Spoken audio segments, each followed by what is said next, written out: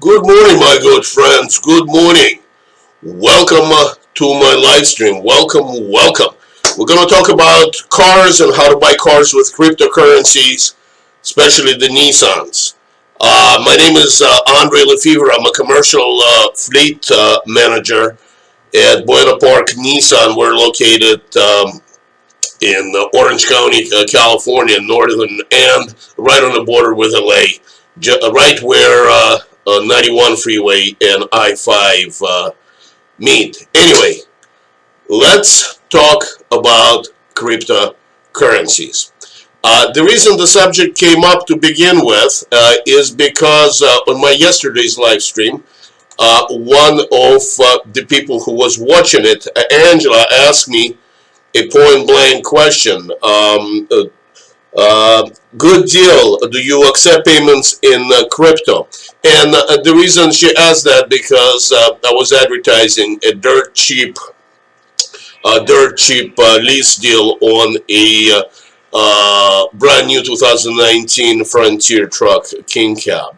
So she wanted to know if we could accept cryptocurrency. Now, unequivocally, a car salesman and me, and a businessman and me, and a anarchist and an extreme libertarian and me says yes, there is a way for us to accept cryptocurrency. I spoke to our business, our controller this morning at Buena Park Nissan. He said we are not set up as a dealership, but there are ways to do that. So the dealership can get the greenbacks, and the customer can spend cryptocurrencies. Did some more research on the internet. Really looked through different ways. Wanted to find out what is the proportion of world cryptocurrency business versus the regular currencies. I'm going to get back to it in a second. I have I think I should get into something that interested me a few years back when I was introduced to the Bitcoin. What is the difference between the Bitcoin and other cryptocurrencies, electronic currencies, versus the traditional greenbacks or euros or what may have to? And I think it was about 5 years ago when I did that, and I was stunned because I understood the differences, and they're profound.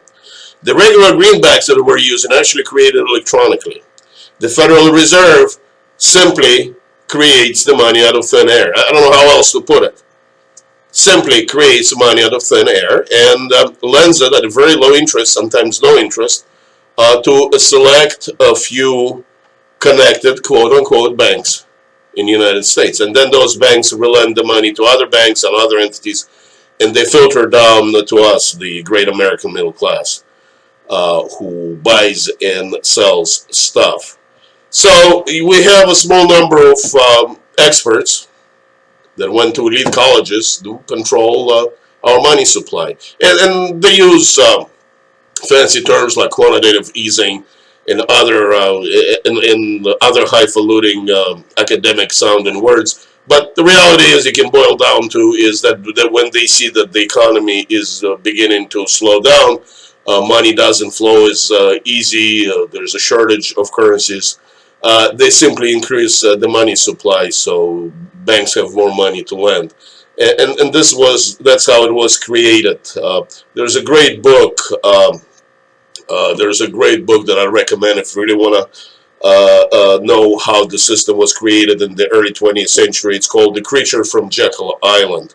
It's very critical of the Federal Reserve, but it's a great book because it explains in detail and how our traditional monetary system works.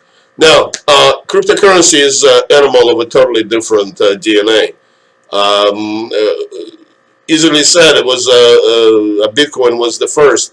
It's simply an electronic coin created by a blockchain that every time there is a transaction is made, it updates all the Bitcoins.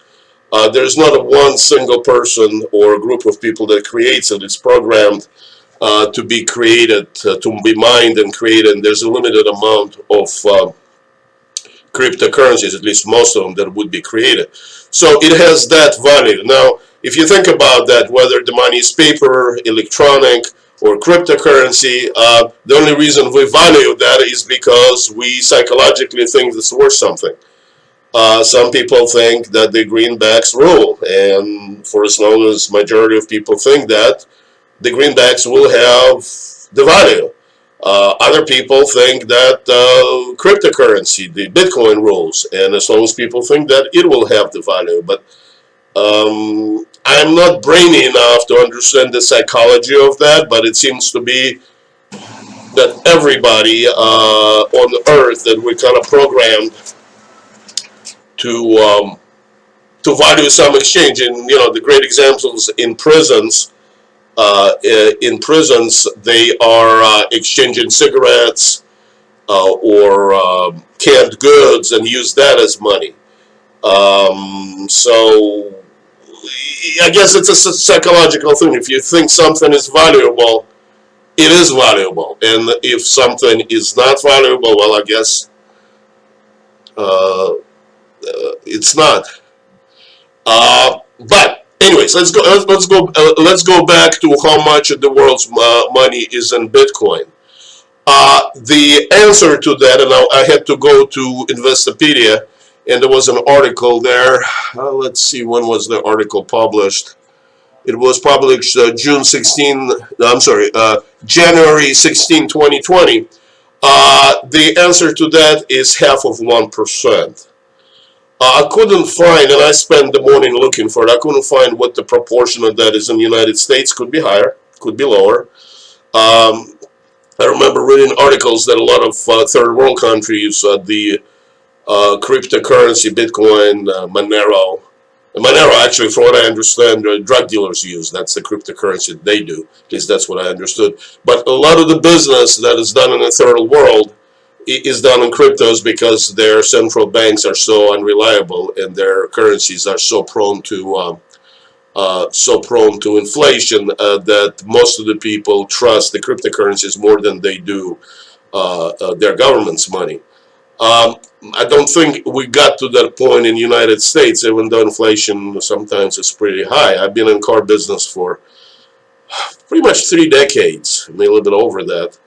And I've seen the cars almost triple in price. But again, those questions, I mean, I have my opinions about why that is happening, but I'm not by no means an expert in economics. I guess I like to comment on what I see and what I read, but as far as coming up with the original ideas, I leave that to the people that really understand the subject in much more depth. Now,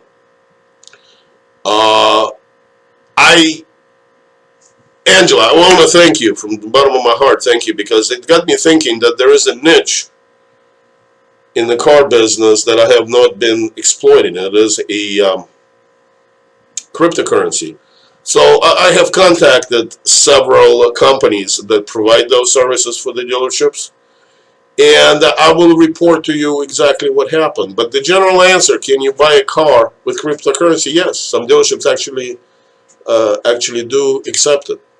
Actually do accept cryptocurrencies. Our dealership, as of now, my controller told me we're not set up to accept cryptocurrencies, but there are workarounds of that. So this is my name and my phone number.